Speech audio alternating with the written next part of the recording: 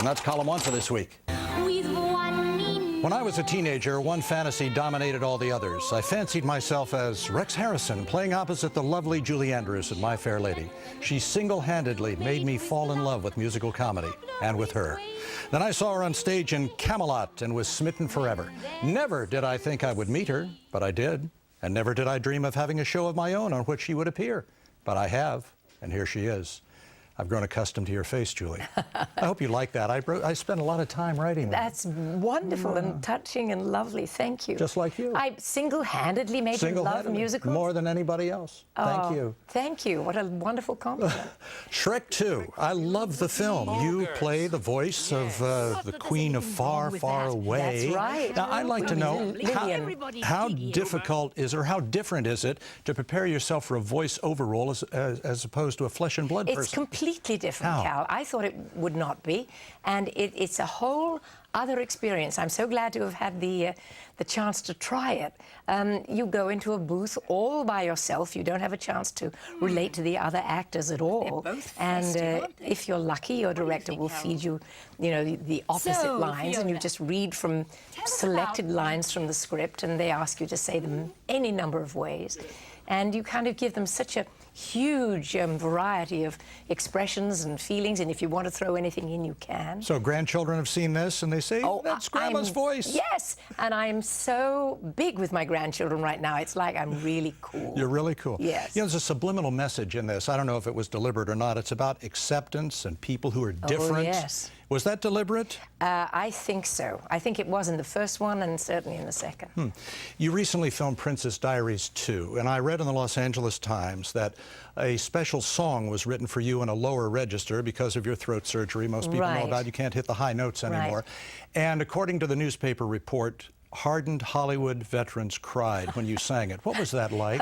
Well, for me, it was wonderful. I'm honestly not sure, Cal, whether it will still be in the movie when it finally is all cut together. It was something we tried, and I said, if you write me a song with about 5 notes in it and make it very low so that I can speak it.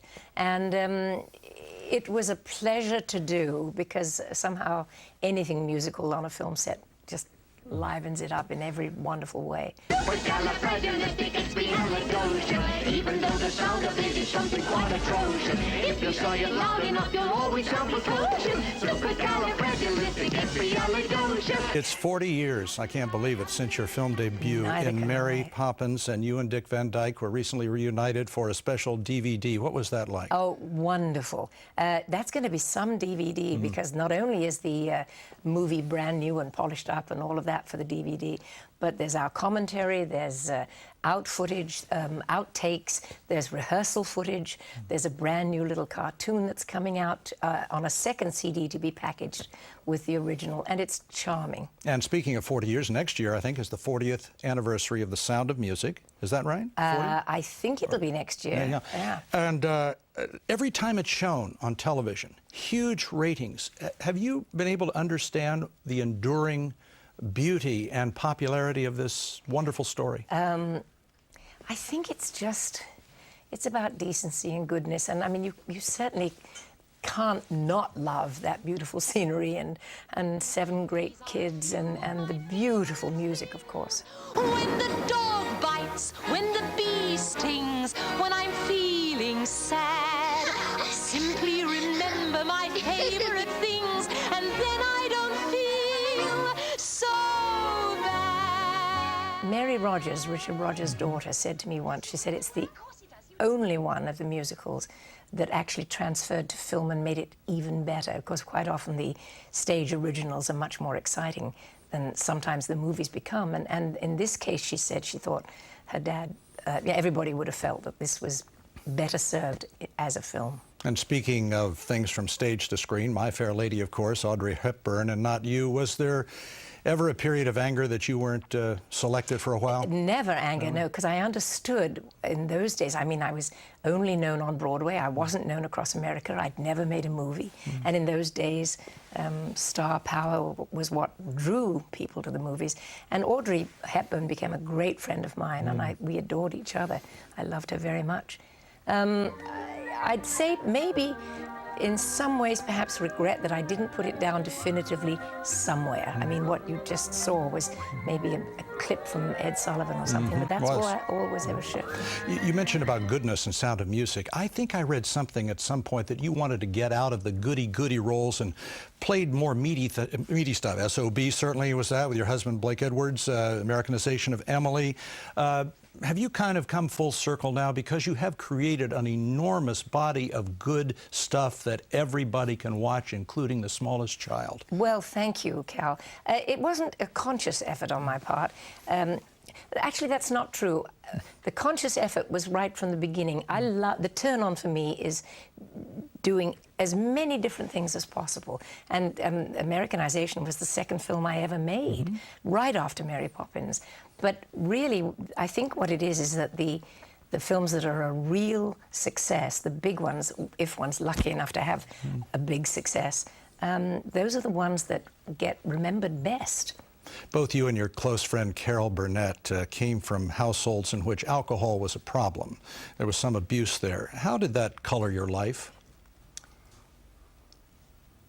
Probably more than I am truly aware. Probably made me more a certain antenna, be more alert and aware of how people are and what's going on with them. But it's the way it was when I was a kid. And you know, when you're a child, there's so much optimism, and it's not until you look back that you say, I see. And we're going to see more of you in just a moment. Julie Andrews coming up on After Hours. More with Queen Clarice of Rinaldi of Genovia, Julie Andrews. And later, the Bush-Cheney re-election campaign chairman, Mark Roscoe. We're back in 2 minutes. Really? They are? Oh, my. Who has nails like these? Everybody? This just in. Lots of chocolate for me to eat. Lots of coal making lots of eat. Welcome back to After Hours. That is my guest, Julie Andrews, from 1961 as Eliza Doolittle. Julie, you had fame very early in your life. You had voice lessons. You were pushed by a stepfather who really believed in you and your voice and your skills. But from what I've read in the biography about you, you didn't have all that much of a childhood. Did fame make up for that? I think having a voice made up for a lot, having a freak adult voice in a young kid, and it gave me an identity which probably saved an awful lot of sanity on my part. At least I hope it did. I'm not that sane. But it certainly helped a lot to have that identity to hang on to. Rex Harrison initially thought you were wrong for the part of Eliza Doolittle and threatened to walk out. Yes. But he changed his mind. Why? Well, because Moss Hart, our director, was so generous to me and so kind and loving and perceptive. And I hoped that I'd be able to do the role well. I had no idea how to approach it.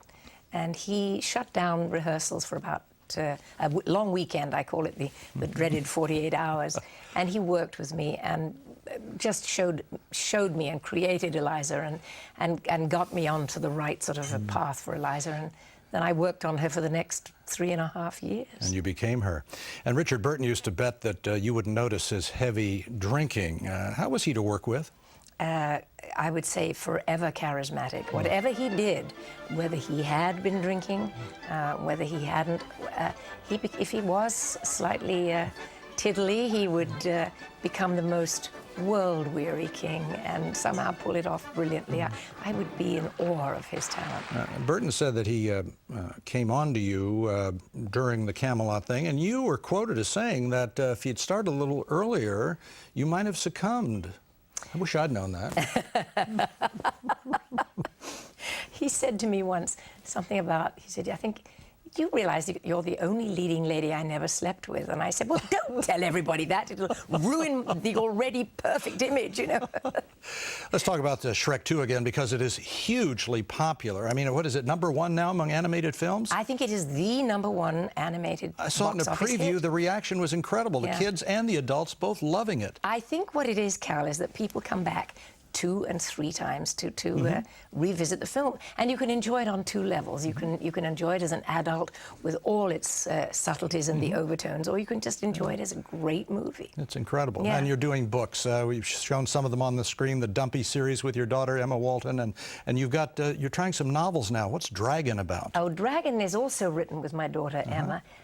It's a 14th century legend that I found it's based on a true story, they say, in 14th century France. And it's about this amazing white wolfhound who was quite extraordinary. And I did a lot of research on it because I became fascinated, and it seems nobody had fleshed that story out. And it's just a wisp of an idea of a legend, and I thought, oh, I have to make more of that. Of all the characters you've played in your wonderful career, who are you most like or would like to be like?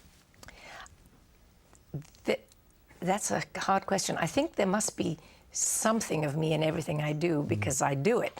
I'm told by family that probably Sound of Music is the most like me.